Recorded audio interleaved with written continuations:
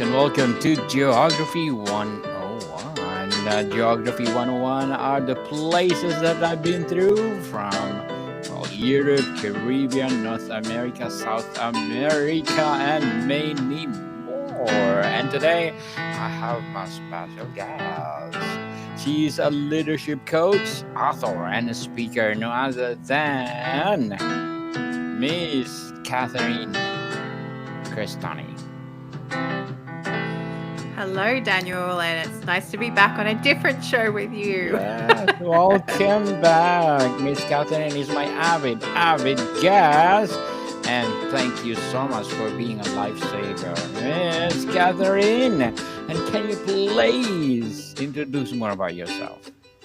Yeah, thanks, Daniel. So, I'm a leadership coach, an intuitive healer, podcaster, author, and an international speaker. And I empower mothers to reclaim their voice and their powerful nose. But today we are, I believe, talking about where I live, which is in Australia. Yes, indeed, Miss Catherine. Tell us, what is Australia? Indeed. What's fascinating facts about Australia that, well, invite us. I want to visit Australia, beside from the Well, kangaroo. apart from the kangaroos, it's so Yes. funny because we have kangaroos in our backyard, which sounds Oh, really weird.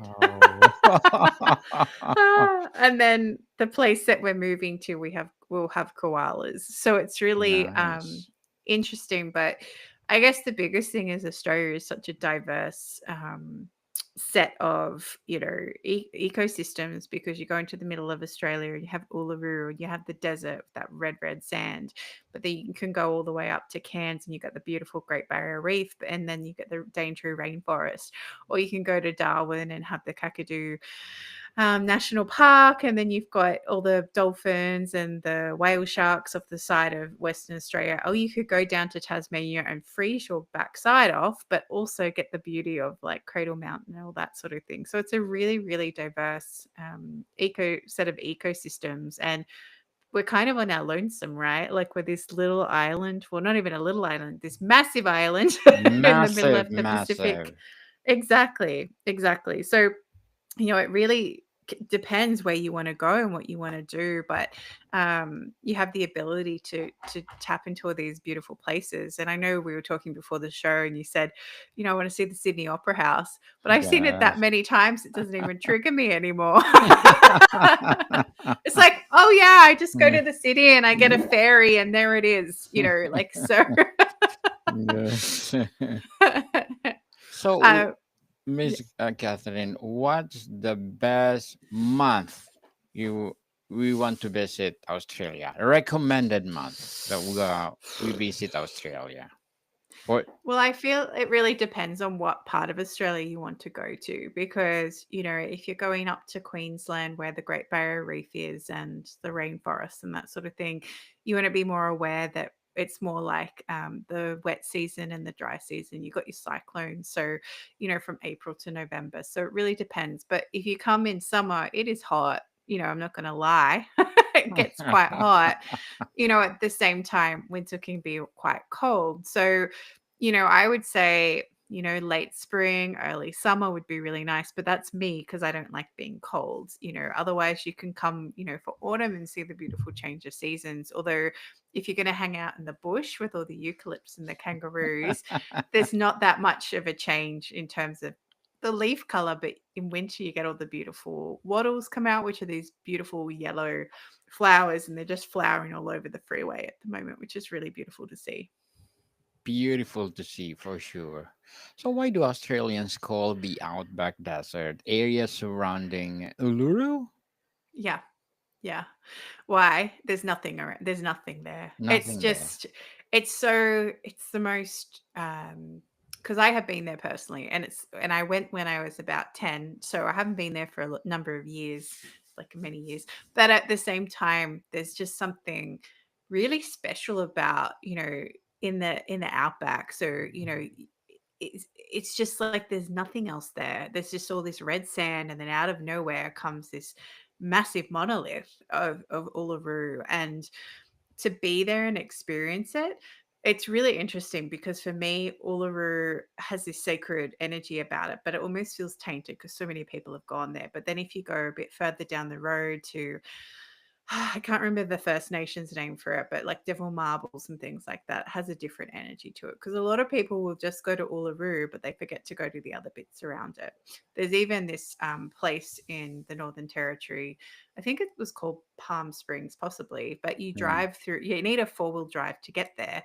And you drive through this kind of bouncy bit, and then all of a sudden you're in this mini oasis in the middle of the desert. So it's really magical, and it's only certain times of years that it's there. So, um, but the outback is the outback because there is nothing there. It's just red dirt, just and the occasional shrub. And it's even if you're traveling down the very south of Australia, like the Nullarbor Plain.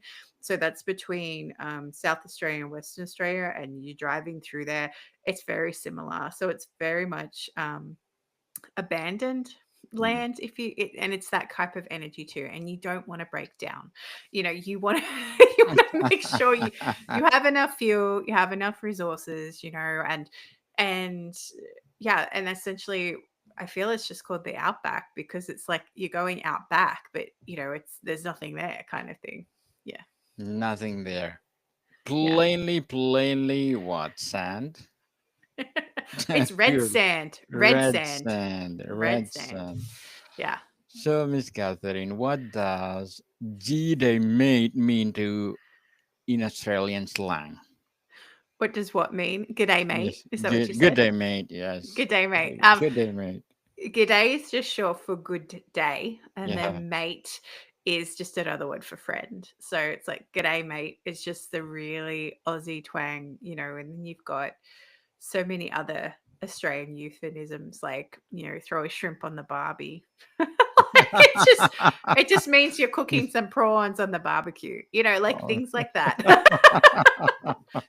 Oh my What else have you goodness. got, Daniel? I I know. can. That's the only thing I knew. Good day, mate. Good day, mate. Good day, mate. Yeah. Yes, Yeah. that's awesome. So, what else you can share to us? A slang that, well, native people uses there in Australia.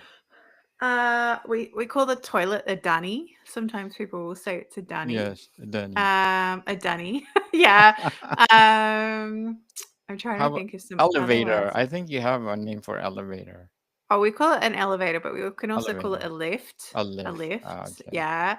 Um, and then we've got an esky. Like everyone's like, what's an esky? But it's like an ice box, but we call it Oh. an esky because an esky's the brand. So everyone Mhm. has an esky. So I didn't know that that was a weird thing. And the other word, which I only realized the other week when I had some American clients, I said, I'll see you in a fortnight. And people are like, what's fortnight? And I was like, 2 weeks. So I had no idea that people don't actually know what a fortnight is. So yeah, but Fortnite. I think that that's a British thing. So we're Oh. a very eclectic mix.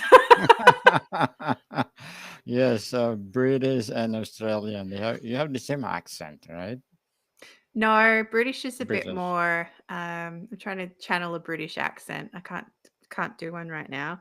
It's like it depends where in Britain they're from, but our Mm. vowels are a bit different. We have a bit more Aussie twang. But sometimes I find if I was explaining things in my old job that I would go into a British accent and sound a bit like Mary Poppins. There we go. I sound like Mary Poppins. So there is a slight difference with that. So um, yeah. And what's the popular spread made from yeast extract do Oh, Australians love? Vegemite. You don't like it? I hate Vegemite. I cannot stand it. I think it's disgusting. I will not What? even have it Why in our is it? house. Why is it? It's so Vegemite is made from the leftover yeast after they make beer. So Oh, they took the leftover things from making beer and they put it into this thing called Vegemite. yes. And I don't like it because they put a lot of colorings and other stuff in it, which isn't good for you. But I cannot stand Vegemite. It actually makes me vomit. Like you could see me gagging thinking about it because it's just so disgusting. But some people love it, but it's definitely not for me. Like it's definitely not. I want to Uh, try that. You want to try it so Mm. you can go, "Bleh." Mm. The other thing, I don't even know if it's truly Australian, but we have like say pavlova is Australian, which is like I do it's like pavlova. yeah, it's Hmm. like a cake made of Meringue. meringue with Yes. fruit on top. That's quite nice. Oh, I can do that. nice. Is Yeah, it yeah. Australian? Yeah, Yeah, Australian apparently, it's either delicacy. Australian or New Zealand that we like to steal from each other. There's like this weird little battle that happens between Australian and New Zealand. So, you know, it's just So tell us your holidays in Australia. What are the oh, significant holidays? well, I guess we still celebrate similar to the rest of the world. We still have like Easter, so Good Friday, and Easter Monday. We have Christmas, so Boxing Day, New Year's Day, which is the 1st of January. But then we have a random holiday, which is like the Queen's birthday, which is now the King's birthday, which is in June. And then the other one that we have is Australia Day. So that's in January, which is celebrating when all the states came together to celebrate colonizing this country, which is a very mixed day in this country. It's very interesting what people think of it. So um, they're the main days that would kind of get celebrated. I'm trying to think if there's anything else. Nope, that's about it. That's it. Yeah, yeah. Well, tell us, why do Australians call flip flops? Oh, thongs. Yeah, We why call them is it flip thongs. flops? We call them thongs. Interesting. Yeah, I know, and you can get in massive, like, issues with that, and we don't call like, Americans call, like, scones biscuits, I think, but we just Yes, call can. cookies biscuits. Mm-hmm. Yeah, so it can get really confusing with that. But yeah, flip-flops are thongs, and nearly everyone has a pair of flip-flops. It's like I feel it's un-Australian not to have flip-flops. My son lives in his flip-flops. Even in the middle of winter, he'll still wear them. And it's only recently that I went, "Your toes are like blue." He went, "Okay, I might put some socks and shoes on." So, um yeah, I guess it's the closest thing you can go to being barefoot because often we do want to go barefoot too. Yes, I like barefoot, especially on the grass for sure. Mm, So, what definitely. is the only continent where you can find wild kangaroos? Oh, is it? Yes, where is it? um, Is it in it Australia or there a it would specific be. place? No, us kangaroos are kind of everywhere in Australia. So we get where I live. So I live about an hour and a half south of Sydney. Now you're not going to go fly into Sydney and see these wildlife until you go, unless you go to like the Taronga Zoo, like the big zoo, or if you go to the wildlife thing. But where I live, we have wallabies come. So wallabies are Mm. like mini versions of kangaroos. When we also have kangaroos, and we also have something called a wallaroo. So it's like a wallaby and a kangaroo had a baby, and the one that hangs around us, he's actually quite huge. He's like, and he'll sleep under our house. Our house is up on stilts. He'll sleep underneath, and he'll scare the crap out of us because we'll go outside, and then this kangaroo jumps out. We're like, oh my goodness. We also have something called echidnas. You know what an echidna is? Yeah. Yes. So we have echidnas on our property. We have blue tongue lizards. We have possums. We don't have koalas where we are, but they're around, and we have these beautiful birds, which are black cockatoos. So we get the yellow-tailed ones come land in Nice. trees near our house, and Hmm. then we get the red-tailed ones, which are actually endangered, and they fly over. So it's really special when we do see those ones. How about bear? Do you have bear in Australia? No, and there's No. no such thing as a drop bear. And Synonymous. a Yes. koala's not a bear. I just It's want to an echo. emphasize that too. Synonymous here in Canada. We have a lot of bears everywhere. So instead of kangaroo, we have bears.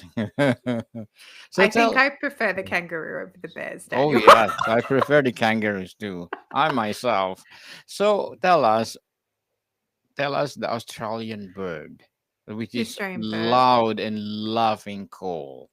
Oh, the kookaburra with the Yes, laughing? yes, Yeah, the kookaburra. Yeah, we get kookaburras all the time. They're like, "Ka, ka, ka, ka, ka, ka." Yeah, they're that's a laughing. kookaburra. Yeah, they're Cuckoo. laughing. And I they love always that make me bird. happy. We get a lot of white sulfur crested cockatoos, which are the white birds with the yellow Mm. crest. Um, they can be a little bit of a menace sometimes. They like Mm. to, some of them have a little bit of attitude and like to eat your wood or your furniture. So Oh, you just wow. have to make sure you keep them on side sometimes. So do they migrate when winter or they stay there year round? They stay year round. So where we are, they stay all year. The black cockatoos are kind of missing, but we think they're breeding, so they're staying somewhere a little bit warmer at the moment. But yeah, no, where I live currently, we're really blessed. Like we have so many birds just come onto our back balcony, and we feed them by hand. Like we feed little Nice. cashews. So depending where you are in Australia, you get a very different mix of what Hmm. shows up. So and, it was funny when you were joking before about having lots of bears around. I have to say, when I was in America and was hiking, I had never been so petrified in my life because I was like, oh my gosh, there could be bears, there could be mountain lions and Yes. cougars and bobcats. Hmm. Whereas here, where you go hiking, you just keep an eye on the ground to make sure there's no snakes or spiders, right? Like, so different. So Yes. different. I rather have the snakes than the bear. Yes, exactly, exactly. And most of the snakes, if they hear you coming, they'll just slide away. There's a couple Mhm. that are a bit more territorial, but at the same time, it's like, They're at afraid. least you know what to do with the snake versus a bear. It's like, ah. They said stay tall. If you encounter bears, according to the people here, though, doing hiking, if you encounter a bear, make sure that stand still and make it bigger than them. Oh. Good luck. Good luck. Good Especially if luck. it's a brown bear. Good luck. Grizzly bear. Oh Yeah. my goodness. So, Miss Catherine, tell us the box jellyfish. What it's all about. Oh gosh. So the box jellyfish, they kind of hang up outside the coast of Queensland, and they are quite poisonous. They can Oh they can wow. kill you. So they're not. I think if they're at the beach, do not go swimming. That's what I would say. The more concerning one is the irukanda. I can't even say it. Irundaki, which is like there's these tiny, tiny, tiny. They're as big as your pinky, but one sting from them, you die instantly. So they're the Oh ones you wow. have to be more concerned about. But they're usually up the far north of Queensland, and they tell you when they're there and when they're not. And the same with the box jellyfish. So the box jellyfish isn't as paralyzing, but at the same time, it's not great. Like you have to get medical attention pretty quickly.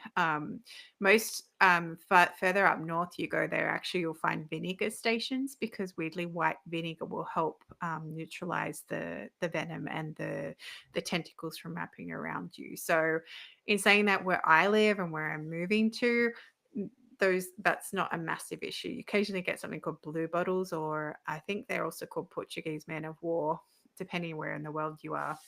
Um, and they sting and they hurt, and but they're not life. They're not they're not going to kill you. You know, but the box jellyfish, I've never encountered one, and I'm very grateful for that. And the same with the irukande, which I can't even say that word, but yeah. Yes, I don't want to experience that one. No. For A sure. Yeah, and definitely, like, if you come to Australia, it's not about being fearful, but if you come to Australia, just be mindful of that. It's the same if you're up far up North Queensland, be mindful of crocodiles, right? If you go to Yes. Florida, beware of alligators. It's the same Yes. kind of thing. You just have to be aware of it. And, usually in the Great Barrier Reef where you go snorkeling and things like that, they suss all that out for you if you're going out in a group or things like that. So, and there's some really, really beautiful places that you can go. Beautiful places. Oh, you're talking about the saltwater crocodile. Yeah. Oh Yeah, we my have saltwater goodness. crocodiles. Are Yeah, they they're big. harmful? They're Big big. and harmful. They're big. It's so funny because we were looking up a property up north, like in North Queensland, and I saw this picture of a dam, and I thought, "Oh gosh, it looks like a crocodile lives in there." And then 2 pictures later, there was a crocodile in there. And I was like, "No, thank you. We can't have livestock on that." You turn on with the crocodile. So, which Australian city was struck by a major gold rush? Oh my goodness, gold rush. Oh, that was, I wanna say it's Ballarat. You're putting me on the spot, Daniel. Sorry. Um, I've been there and I'm trying Yes. to think of what it's called. So it's very interesting. There's still like a place. I feel there's still a place you can go and relive like the gold rush kind of energy and that sort of thing. It's very interesting. Uh, but at the same time, I don't know if there's still gold there. I know there's massive opal mines, like in like Lightning Ridge and things like that, where they go looking for opals, and you can actually go pay and go look for your own opals, which is really, really cool. Interesting. I want the gold rush, people. I want the gold rush. You want the gold rush? Definitely. So, Miss Catherine, before we wrap up our discussion today about Australia, I'm inviting you to please do listen to my other podcast, people, my other podcast, because my abstract essay is already in fifth season, abstract poetry in second season, and book 101 review in fifth season too, comedy 101 since. Comedy 101 in second season, and Food 101 in fifth season as well. Geography 101 in fourth season, and my baby podcast, Law 101 and Mental Health 101. Love Letters in fourth season, and Movie 101 Review and Music 101 in fourth season, and Science 101 and Sex 101 in its first season. Please listen to them wherever you listen your podcast. So, Miss Catherine, if you will invite me to be a tourist in Australia, what would it be? Your Where to start? objective. Where to start? I feel like you need to start in Sydney so you can get all your iconic checklist off, right? And then, I would head personally because I love nature. I would head up to Queensland and the Great Barrier Reef because it's just something really special about being in that environment and, seeing all that beautiful coral that gives us so much life, and my plan is I haven't been there yet would be go over to Western Australia and swim with the whale sharks because why not? Why not? Why not? Yes. Yes, people. Let's visit Australia. And Miss Catherine, can you please plug in your podcast and your book as well? Or books as Yeah. well? Okay, so my podcast is Willow Healing Matters. It's available on Spotify, Apple, YouTube, wherever you listen to podcasts, you'll find it. And it's interviewing guests from around the world about alternative healing practices and their healing journey. And then I also have a book. I actually have it next to Yes. me, which is Pillars for Life, A Guide to Spiritual Ethics and Practice, which is available on Amazon. And you can also get it on Kindle. And I'm still trying to figure out how to get it on Apple, but I will get there. Yes, definitely. Yes, people, let's support Miss Catherine Crestani because if you support her for sure, more and more and more empowering books to come, more and more empowering episodes of the podcast itself. So, Miss Catherine, thank you so much for your time. Thank you as always, Daniel. Always a pleasure. More to come, people. See you soon.